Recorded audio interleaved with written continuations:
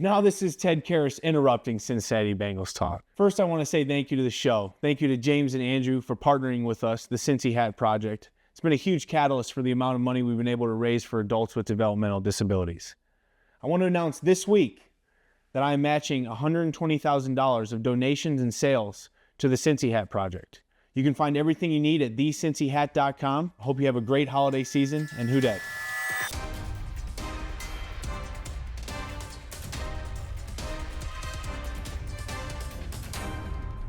Hi again, everyone, and welcome into Cincinnati Bengals Talk. I'm James Rapien of allbengals.com. Hit that subscribe button, ring the bell, and let's dive into what is going to be a huge game here in Jacksonville. And it starts with a Bengals team that is obviously reeling. They've lost 3 straight games. They're 5-6. They are getting healthier. T. Higgins, Logan Wilson, Cam Taylor-Britt.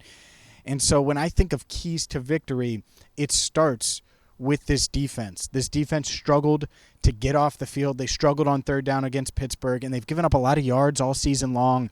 That can't be the case. You can't give up these big, long, explosive plays, these long touchdown drives, or scoring drives in general. You can't lose the time of possession. And I think everyone's focused on the offense, but the defense has to be much improved. And slowing down Trevor Lawrence is no easy task. Calvin Ridley, Evan Ingram at tight end, who to me is much more athletic, a better pass catcher than Pat Freiermuth, who had 120 yards last week. They have a tall task ahead of them, but key number one is simple. Limit the explosive plays, and the Jacksonville Jaguars are certainly capable of doing that. They're capable of producing them. Christian Kirk is a really good number 2 wide receiver. There are a lot of weeks where he leads them in receiving ahead of Calvin Ridley. And Travis Etienne at running back. If you think that it was hard or tough to stop that Pittsburgh Steelers rushing attack, Travis Etienne is a home run hitter. You can't miss tackles. That's another part of it. That won't be an official key, but that has to do with explosive plays. You have to tackle well, and you can't give up big, long, explosive plays because it's just going to shift the momentum. It's going to get the crowd involved, and it's going to make it really, really tough. And then offensively, and key number 2 is simple. Take pressure off of Jake Browning. And the way to do that isn't just the running game. Everyone's talking about the running game. I've talked about the running game, the Chase Brown factor. Will he get carries this week? Make it easier on him. Don't expect him. Don't ask him to anticipate the way Joe Burrow had to read defenses the way Joe Burrow had to. Make things easier. Maybe that means get him under center, some play action, some bootlegs, whatever it is that can make life easier on Jake Browning. You want to do that because this Jags defense, they have some good players. There's no doubt. They have some good players. Josh Allen's a really good pass rusher. They have the number 1 pick from last year as well. Like there are guys there that are going to be tough to contain, but this offense should be able to move the ball. And they should be able to find their playmakers in space. And so, number 2, make life easier on Jake Browning. And as far as like overall numbers, I want Ja'Marr Chase to have 10-plus targets in this game. T. Higgins, expect him to return. He's expecting to play. I want him to be involved.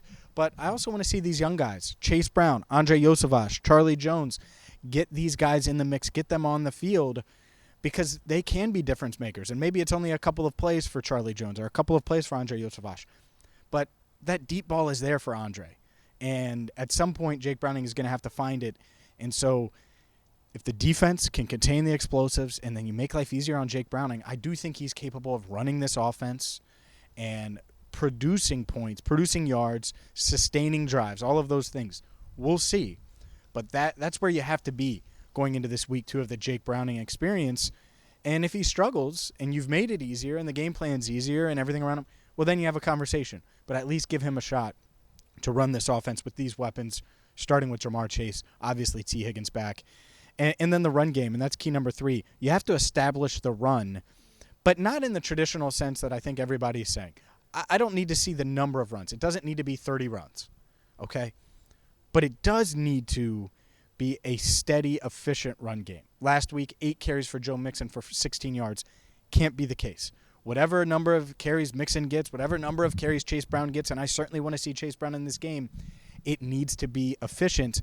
And what you're hoping for is you're efficient throughout the game, 4 yards, 5 yards, 4 yards, 5 yards, and it gets you in 2nd and short, 3rd and short, but also giving the offense at least a chance to wear down this Jags defense a bit, and then Chase Brown or Joe Mixon can hit a long run and have that explosive play on the ground. Something the Bengals really haven't had all season long. It would be really, really big on Monday night if they could do that. So that's what I'm looking for. It might only be 16 total runs, but if you're averaging 4.3 a carry and you're under center a bit more and on 15 runs, and then that 16th run goes for 60 or goes for 40, that's the difference. That's a game changer. And that's what it's going to do, is it's also going to limit what you have to do if you're Jake Browning, which is obviously really, really big. And then the fourth element and the fourth key, before I get to my prediction, they have to win the special teams battle. And I know that it goes without saying, it seems crazy, whatever. But when you're a team that is flawed, that it doesn't have the better quarterback, that is dealing with a bunch of injuries and all of those things, and you're coming back and you're getting healthier, but the Jags are favored for a reason. So you're underdogs on the road. You got to win the punting battle, the return battle, and they got some good returns from Trevion Williams on kickoffs last week. They need to win the punt return battle, the punt battle. All eyes on Brad Robbins. Evan McPherson needs to be perfect. Obviously, he didn't have many attempts or chances last week. All of those things need to happen if the Bengals are going to pull off the upset. And let's get to my prediction here, because I think this game is going to be close. I think this Bengals team, they know how important it is. Season on the line. A lot of people have moved on, and they're already thinking, all right, well, draft picks, how many games are they going to lose, all those things. Internally, the Bengals are still saying, all right, let's get a win on Monday night. Let's shock some people. Our backs are against the wall. Let's get to 6-6 and see where we're at. And I could see that happening. I just think the odds are stacked against them. I think T. Higgins coming back is huge. Logan Wilson being able to play, huge. Cam Taylor-Britt. I still like this roster a lot. But late in the game, I think Trevor Lawrence makes a couple of plays that you're just not going to get from this Bengals side of things. And I think the defense will play pretty solid.